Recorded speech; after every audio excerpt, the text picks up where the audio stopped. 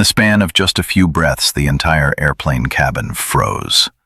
The cockpit door swung open, and a man in a full F-35 flight uniform stepped inside, his boots landing with an authority that cut through the once noisy cabin. But in an instant, the chatter and laughter of the passengers vanished, the moment his eyes stopped on a quiet girl sitting alone in seat 14F. He straightened, shoulders locking with rigid respect, his voice dropping low as if he were speaking the name of a legend. "Night Raven, is that really you?" Phones that had been live streaming slipped from hands. Mocking smiles disappeared, and the silence grew so heavy you could hear breathing in the air. In the first 10 seconds alone, everyone who had looked down on the girl in the old hoodie realized one thing. They had just misjudged the most dangerous person they would ever underestimate in their lives. A story began, right in the place where people believed she belonged, at the bottom of society. Erin Blake pulled the faded military backpack closer to her shoulder, strolling through the Denver airport corridor, a place where thousands of people brushed past each other every day, all rushing, all so busy they didn't bother to wonder what someone like her might be thinking behind those calm eyes. Her black hoodie was washed out, the collar slightly frayed, a small worn patch on the sleeve. Everything about her made her look like a night shift worker trying to catch the earliest flight after a long shift. But Erin didn't mind. She was used to the world judging her with a first 3-second glance. And she was old enough to understand. Sometimes people only see what they want to see. The moment she stepped onto the plane, the atmosphere in the business class cabin shifted. Glossy leather suitcases, immaculate suits, instinctive, scrutinizing looks, and somewhere, a few curved, suggestive smiles. A woman wearing designer glasses whispered to her friend, "She must have boarded the wrong cabin. She looks like she just walked out of a construction site." A guy wearing Apple Vision Pro glanced at Erin from head to toe, frowning as if her mere presence had downgraded the service quality he expected. Chloe Harper, the chief flight attendant, someone who always believed appearance mattered more than attitude, gave a polite smile, but her eyes were far from courteous. "Your seat is probably in the back, right? Economy is at the rear of the aircraft." The comment was light, almost casual, but enough to make a few passengers smirk. Erin simply held out her boarding pass, her voice small but clear. 14F, here. No arguing, no explaining, just a simple fact. Yet to them, it felt like an act of defiance. She walked down the aisle, careful not to bump into any of the branded suitcases jutting out. No one stepped aside. They looked at her like a misplaced object in the wrong world. Erin bowed her head slightly, avoiding the irritated stares, then sat in the window seat. People often forget one simple truth. Some individuals sat in the cockpit of a fighter jet at the age of 19, and they aren't afraid of anyone's gaze anymore. Erin leaned back, exhaling softly. She just wanted to get to San Diego. That was all. No one needed to know who she was. No one needed to see the life she kept hidden behind the worn fabric of her clothes. But still, the whispers and mocking laughs slipped around her like cold wind through a crack in the door. And Erin, as always, chose silence. Not because she was weak, but because she knew some battles aren't worth responding to. The plane hadn't even left the ground, yet the air around Erin had already thickened, as if someone were pressing a hand gently but firmly against her chest. Not from anxiety, not from fear, but from the whispers, those minor, sharp, cold cuts, slipping one after another into every corner of the cabin. Chloe, the chief flight attendant, glided past Erin's seat with a sarcastic smile that looked as if it had been practiced for years. "We only serve premium meals to our premium passengers. Water should be fine for you, right?" A soft wave of laughter rippled through the cabin. Erin kept her voice steady, her gentle eyes never lowering. "Water is enough." The way she answered, calm, non-confrontational, seemed to provoke those who needed the thrill of belittling someone more than they needed the truth. In the seat next to her, Travis Cole, a tech entrepreneur with the look of successful startup, oversized ego, glanced at Erin and smirked. "So, what do you do for work? Delivery? Or like driving Uber all day?" He said it loudly enough for the entire row in front to hear. Erin turned to him, her eyes as calm as a Wyoming lake on a windless day. "No, I don't do delivery." That was it. No more words, no defense, no attempt to clear her name. Her composure made Travis pause, as if he had thrown a punch into space. But the ones most irritated weren't Travis. It was the two girls in the row behind. Brittany and Madison, travel vloggers famous for their mocking strangers for views content. Their phone was live streaming, filtered to perfection. Brittany pointed the camera toward Erin's old hoodie and spoke in a slurred comedic tone. "Oh my God, guys. She looks like she just escaped the worst gym session of the century." Madison giggled. "Or maybe she lives in her car? It's giving failed van life vibes." Laughing emojis flooded the screen. Erin heard all of it. Of course she did. Her ears had once heard metal slicing past her head at altitudes these girls couldn't even imagine. How could she not hear a few mockery lines? But what kept her silent wasn't fear. It was understanding. The more someone needs to look down on others to feel above, the lower they genuinely are. She opened her water bottle, took a sip to steady her breathing, then rested her head against the window. Outside, the sky was still vast. No one could take that from her. But inside this aircraft, the taunts felt sharper, meaner, as if the whole world wanted to remind Erin that in their eyes, she didn't belong here. Erin kept looking outside, her gaze far away as though she were staring into a different stretch of sky. A sky only understood by those who once strapped themselves into a cockpit of burning steel at 600 degrees. The captain's voice echoed through the cabin like a line of white chalk slicing the air in half. "Ladies and gentlemen, we will be making a temporary landing at Nellis Air Force Base for refueling. It will only take a few minutes." The entire cabin lit up like a classroom that had just heard news of a surprise field trip. The men in suits straightened their ties. The two vloggers stopped their live stream, excitedly chattering about the Thunderbirds. Some passengers pulled out Google images of F-35s, acting as if a few more minutes of browsing would turn them into military experts.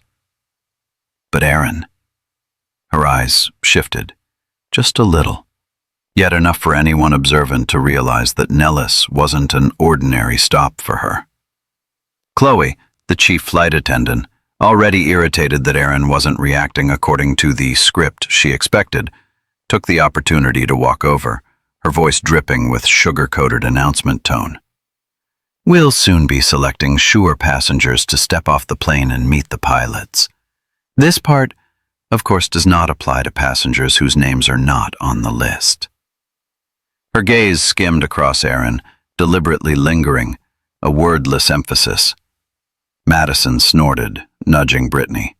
Imagine her standing next to an F-35 pilot, like wearing flip-flops to a gala.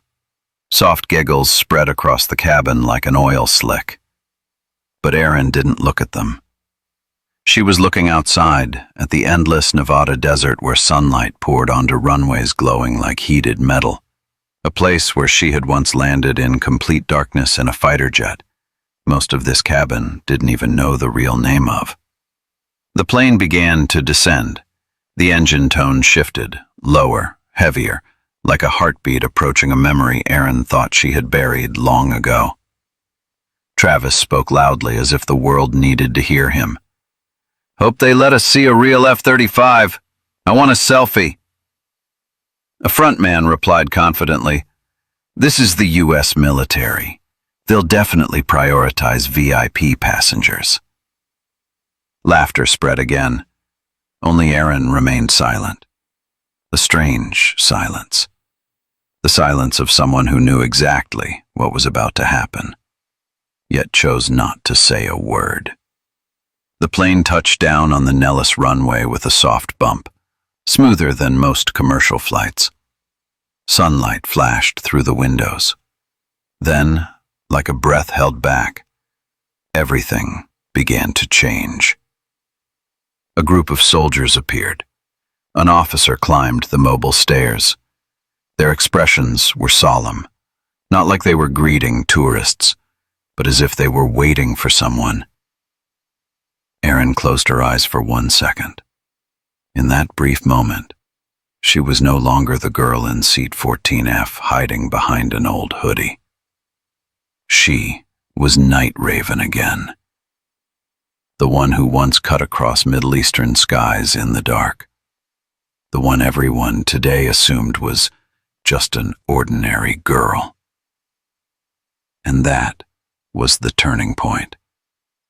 The moment when every mockery, every belittling word she had endured, was about to flip in a way no one on that plane could ever imagine. The cabin door opened with a soft click, barely audible, yet enough to make the entire atmosphere feel as if someone had turned down the volume knob. A U.S. Air Force officer stepped in, Colonel Mason Ritter, and with just one glance at his uniform, anyone observant could tell he was not a typical officer. His eyes swept across the business class section, where the most self-assured passengers sat thinking they were the center of attention. He smiled politely as he shook hands with a few selected passengers, a business owner, an investor, and a famous vlogger. But then, his gaze stopped. A pause so sudden it sent a ripple through the whole cabin. In row 14, by the window, a girl in an old hoodie was looking down at her hands. Hands with faint calluses on the fingers, something no one in this cabin noticed, or perhaps chose not to notice. Colonel Ritter stood still. No blinking, no smile, just staring. Then he walked straight toward seat 14F, each step deliberate, as if approaching a memory he thought he had buried long ago. The entire cabin held its breath. Brittany hurriedly turned off her live stream. Travis lowered his Vision Pro. Chloe froze in place, her service smile evaporating completely. Erin lifted her head, and in that brief instant, the eyes of two people who once shared the sky met again. Ritter inhaled, his voice dropping, filled with a respect so tangible everyone could feel it. "Captain Erin Blake. Night Raven. Is that really you?" A few people chuckled, assuming he was joking, but the laughter died instantly when they saw the way he stood at attention before her, the respectful distance he maintained, and the unmistakable shift in Erin's eyes. Erin didn't answer right away. She simply nodded. A slight nod, yet enough to silence the entire cabin like a memorial service. Colonel Ritter immediately straightened, his voice firm and resonant, loud enough for every passenger to hear. "Ladies and gentlemen, she is not an ordinary passenger. This is Night Raven, the one who led 3 of our squadrons out of a kill zone during Operation Silent Torch." No one laughed now. No one spoke. Only silence. So heavy you could hear someone's heartbeat skip. Chloe covered her mouth, eyes wide in shock. Travis stammered. That's impossible. Only Erin remained as she was, hand resting on her seatbelt, eyes steady like granite, as if she was used to a world that only ever saw her hoodie, and never what she had done. Ritter extended his hand, not as an officer to a subordinate, but as a man who owed someone his life. Captain Blake, if you would, please come down to the tarmac. The squadron is waiting for you. Erin stood, slowly, calmly. No explanations needed, no proving anything to anyone. She simply lifted her backpack, the same one people had mocked as worn-out junk, and followed Ritter. No turning back, no looking at anyone. But every eye in the cabin followed her. The same eyes that once held judgment, now filled with shock and even fear. They had no idea that the person they looked down on minutes earlier was the very one dozens of pilots were waiting to salute. And this was only the beginning. The Nevada desert wind brushed against Erin's face as she stepped down the aircraft stairs. The air was dry and hot, and sunlight reflecting off the runway made everything gleam like polished metal. But what captured every gaze wasn't the sun. It was the people waiting for her.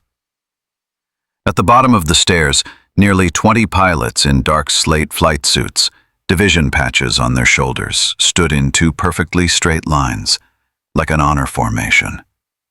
Silent. No talking. No shuffling boots. Only a tension so intense, even the passengers watching through the windows felt their hearts race.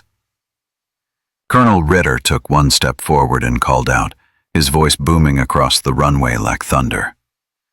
Lightning 2 Squadron, welcome back Captain Erin Blake. Call sign, Night Raven. The moment his words echoed out, every pilot snapped to attention. Right hands raised in a salute so perfect it could have been used as a measurement tool.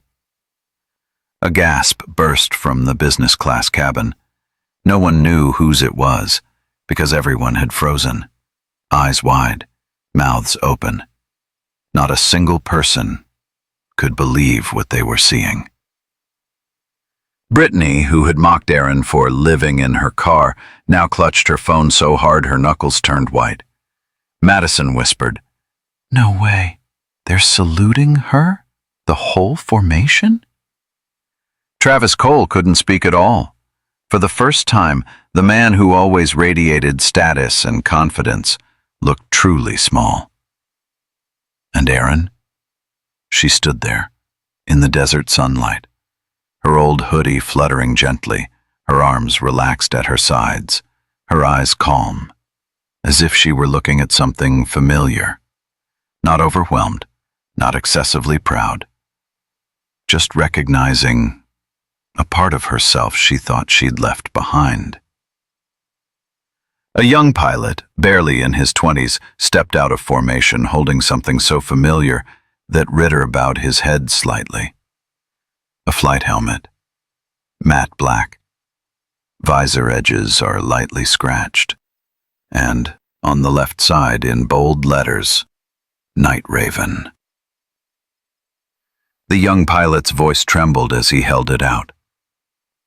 "Ma'am, this is the last helmet you left before leaving the unit. I kept it, because I believed one day you would come back." Erin took the helmet with both hands, slowly, reverently, as though touching the soul of 1,000 flight hours, of moments where the line between life and death was as thin as a horizon. She lifted it and placed it on her head. The sunlight bounced off the visor, casting a glow so striking that even those watching from inside the plane froze in awe. Colonel Ritter stepped forward again. "She led 3 of our squadrons through a combat zone in total darkness. She brought every crew member home safely. A mission that is still taught in our tactical classes today. The wind swept across the runway, carrying the silence of people who had just realized they had misjudged an entire life. No more mocking smiles. No more snide remarks. Only respect. And the shame each person quietly swallowed. Another young pilot, voice shaky but proud, spoke. "Night Raven, you saved my squad. If it weren't for you, I wouldn't be standing here today." Erin placed a hand on his shoulder, nodding. "Good job, kid. Keep your wings steady." From afar, the scene looked like something out of a film, the kind no one ever expects to witness in real life. And inside the cabin, Chloe, once the highest in attitude, lowest in grace, clenched her hands, eyes turning red. This wasn't just a reversal. It was the truth striking every passenger like a slap. They had misjudged the one person who never needed to prove anything to anyone. The air on the Nellis runway felt almost solid. All the mocking words, the little snickers, were swept away by the desert wind, leaving behind a silence so heavy even the roar of jet engines couldn't break it. Erin headed back toward the aircraft stairs, carrying the flight helmet with the call sign Night Raven in her hands. Her steps were light, yet weighed with the memories of an entire squadron. Inside the cabin, every passenger watched her every movement, not with the judgment from earlier, but with a mixture of admiration and guilt. As Erin stepped back into the cabin, Chloe instantly straightened up, forcing out a trembling smile. "Welcome back, Captain." Erin didn't blame anyone. She simply gave a slight nod and walked back to seat 14F, the helmet case held neatly in her hands. She set it on her lap, gently, as if placing a piece of her soul back where it belonged. The aircraft doors closed, the engines hummed, preparing to depart Nellis. And then, just as the wheels lifted off the ground, a deafening roar shook the fuselage from the right side. Travis jolted upright. "What was that?" A second roar, this time on the left.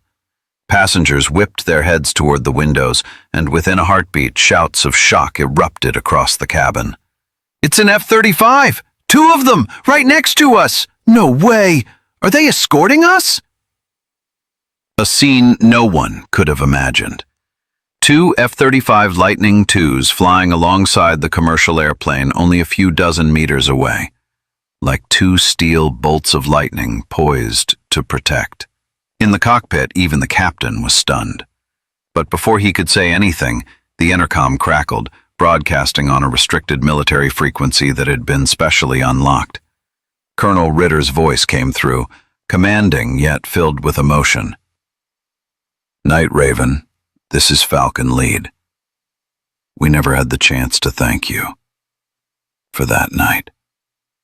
The cabin froze. Erin lifted her head. Her eyes softened, not from pride, but from the memories rushing back. The lives she had brought home. The fears she had buried behind calm eyes. She pressed the mic button on the headset they had handed her earlier. Her voice was low, steady, yet filled with absolute authority. "Falcon Lead, maintain formation. It's a good day to fly." And immediately, from outside, a chorus answered, "Yes, ma'am." At that moment, not a single passenger kept a regular expression. Brittany whispered, "Oh my God. They called her ma'am, like actual military protocol." Madison's eyes glistened. "They're escorting the plane just to thank her? Just because she once saved them?" Chloe stood motionless, her entire posture collapsing, not out of fear of punishment, but because, for the first time in her life, She understood how arrogance could blind a person. Erin rested her head back against the seat, watching the two F-35s gliding through the sunlight like metal-winged birds. No one could ever understand all the loss she carried on her shoulders. But today, at least those who had shared a piece of her past finally said thank you. Not with flowers, not with applause, but with an escort formation in the sky, something reserved only for those they truly honor. Inside the cabin, silence settled. No one dared judge anyone anymore. Perhaps for the first time in their lives they understood. An old hoodie says nothing about the worth of a human being, but a brave and honorable life says everything. The cabin, once buzzing with laughter, chatter, and arrogance just minutes ago, now felt unfamiliar, silent, heavy, as if everyone was suddenly forced to confront the distorted shadow of themselves. The two F-35s were still escorting outside, slicing through sunlight like silver arrows carved from the sun. And that sight, solemn, sacred, commanding, made everyone begin to feel something they never expected. Shame. A real, human shame.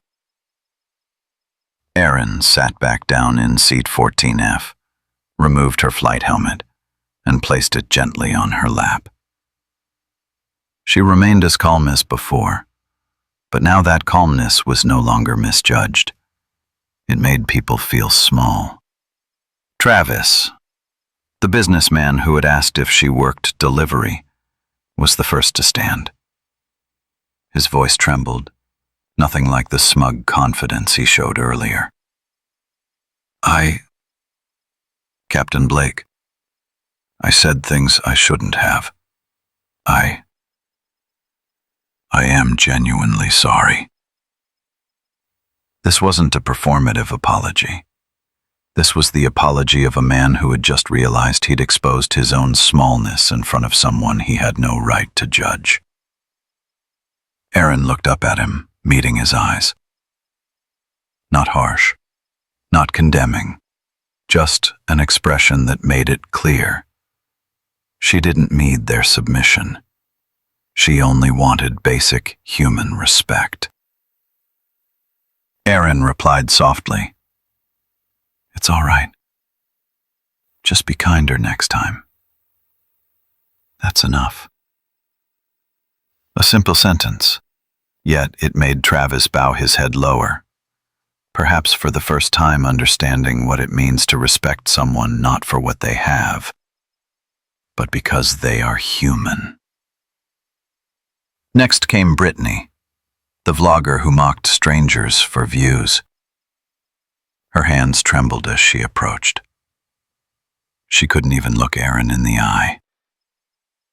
I didn't know who you were. I just thought. Her voice broke. Madison stood beside her, eyes red, whispering, "We were wrong."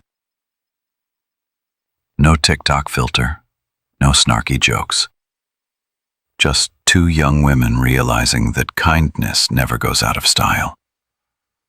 But mockery always makes a person small. Then came Chloe, the chief flight attendant, facing the hardest moment of all.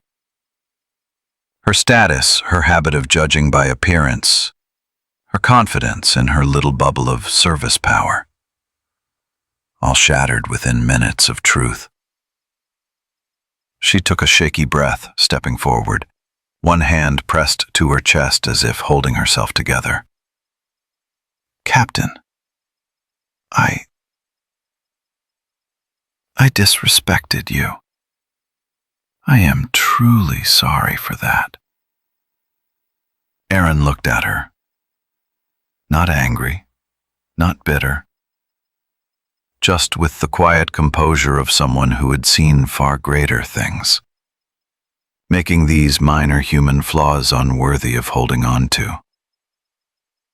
She nodded gently. I hope you won't look down on anyone just because they look different. A sentence as light as a breeze, yet strong enough to tilt Chloe's entire worldview. A little girl in the row ahead turned around, her bright eyes wide, her tiny hands gripping the seat. Ma'am, are you a superhero? The innocent question softened the atmosphere in the entire cabin. No one remembered the judgment anymore. No, one remembered the arrogance. Everyone saw just one truth. Not all heroes wear capes. Some carry scars no one sees, and still guard the sky for everyone. Erin smiled, leaning slightly toward the girl. No, sweetheart. I just did what I had to do. A small moment, but beautiful, like a clean cut through the carelessness of adults. The flight continued toward San Diego in a silence unlike anything before. A silence not uncomfortable but reflective, filled with people confronting questions about themselves. All the half-smirks, the cruel jokes, the judgmental glances from less than an hour earlier had vanished, as if they had never existed. The two F-35s still escorted the plane outside, gliding like twin silver arrows carved from sunlight. Steady reminders, in metal and engine roar, that some people had paid a very high price so others could live in peace.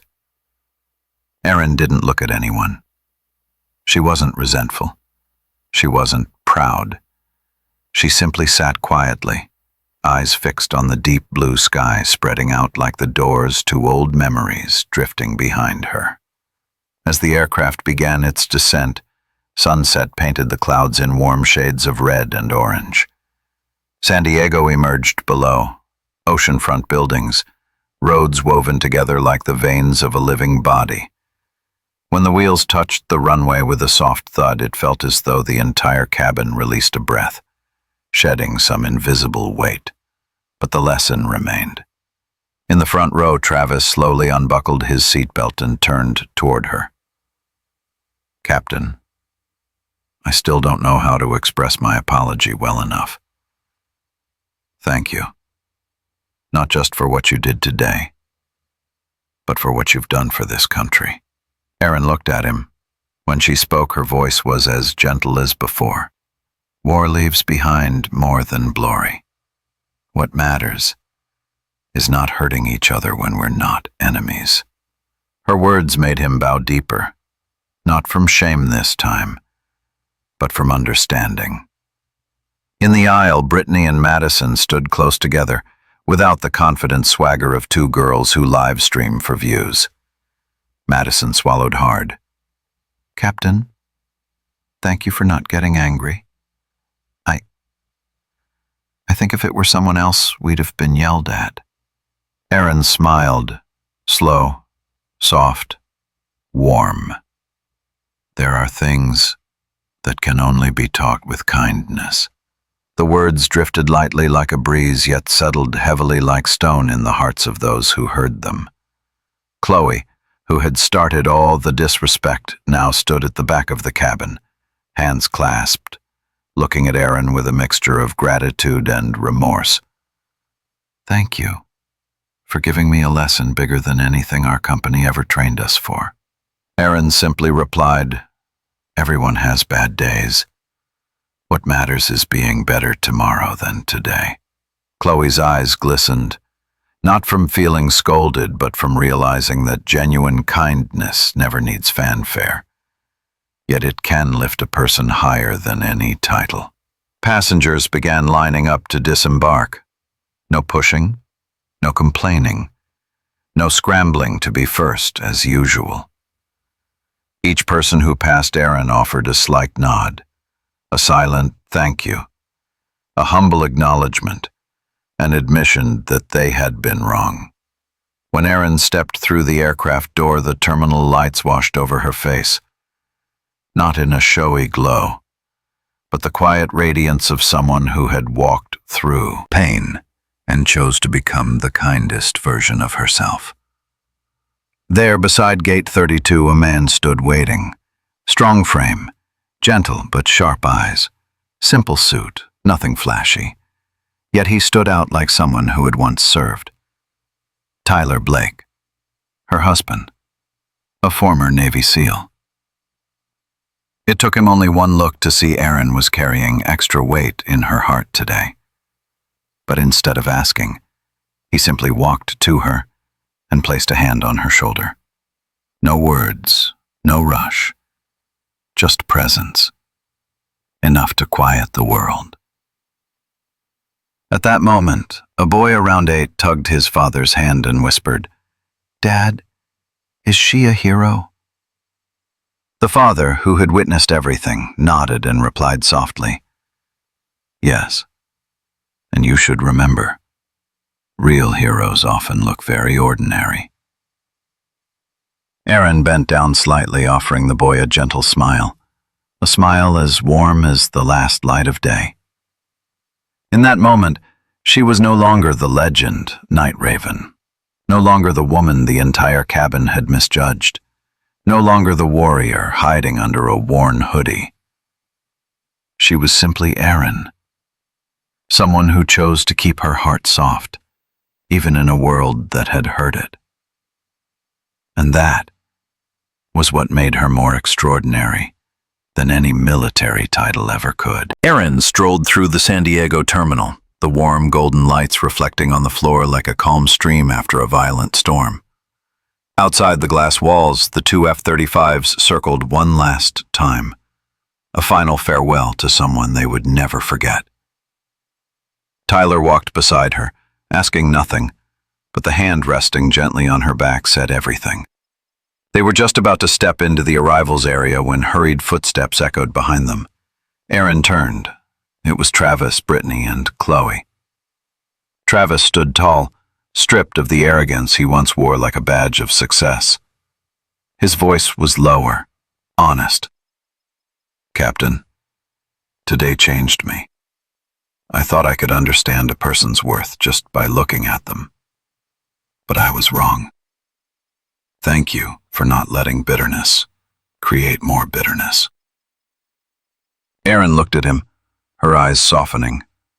Not in forgiveness, but in understanding. Brittany stepped forward, her face flushed as if burned by the sun. "I promise. From now on, I won't live stream to laugh at someone else's pain. I don't want to be the person I was this morning." And Chloe? She didn't cry, but her voice trembled. "Thank you for teaching me a lesson no one dared say in 20 years of being a flight attendant. Judging others doesn't lift us up. It only reveals how low we stand." Erin replied gently, her voice warmer than the terminal lights. "If a wrong action makes you feel ashamed, then correcting it makes you a better person. No one is perfect. What matters is who we choose to become after our mistakes." The 3 stood frozen, as if they'd just heard words they'd been needing their whole lives. Erin turned to leave, but before slipping back into the moving crowd, she added a final sentence that pinned them to the spot. Don't look down on someone just because you don't understand the story they're carrying. Every word was spoken slowly, clearly, and with deep feeling.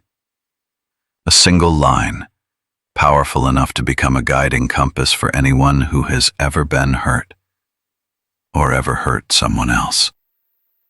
Tyler placed his hand on Erin's back. Ready to go? Erin smiled, the smile of someone who chose to live more beautifully than the pain life once inflicted. Yeah. Let's go home. The couple stepped into the afternoon sunlight, gentle, Not dazzling, but warm enough to soften the weight of an entire day. And just like that, the story closed, quietly. But its echo remained. Today's story wasn't about planes, ranks, or dramatic reversals. It was a reminder that behind every ordinary face, there may be an entire sky we've never known.